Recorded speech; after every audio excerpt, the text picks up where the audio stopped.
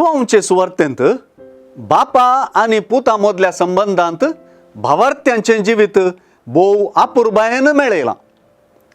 हो संबंध जेजूच्या तोंडांतल्यान सुवार्ता आज विवरिता. जेजू एके कुशीन आपणाकच बापान धाडलोलो म्हूण आपयता तर, आनी एके कुशीन भावार्थ्यांक बापान आपणा अधीन केल्ली म्हणून आपयता.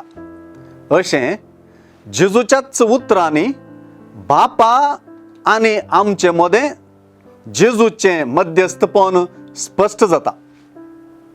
मुंदरून जेजून बापाची कुशीच आपली कुशी म्हणच्यात आमच्या व्हड आदायाचें सत उगडापें जालां.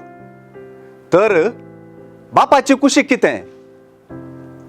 आमच्या व्हड आदायाचें सत कितें?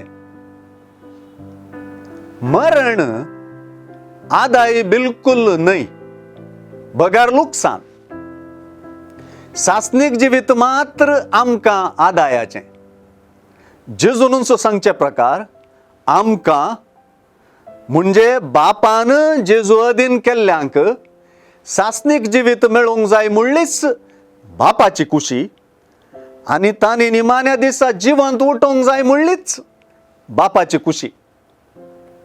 आमचे उद्देशी बापाचें मन कसलें आनी बापाची कुशी जाणा जाल्ल्या जेजूचें मन कसलें म्हणलें सुवार्ता आज उगडापें करता. आमी नास जायनाये, बगार निरंतर वा सासनाक जियोवची जाय जे म्हणली देवाची कुशी सुवार्ता उगडापी करता.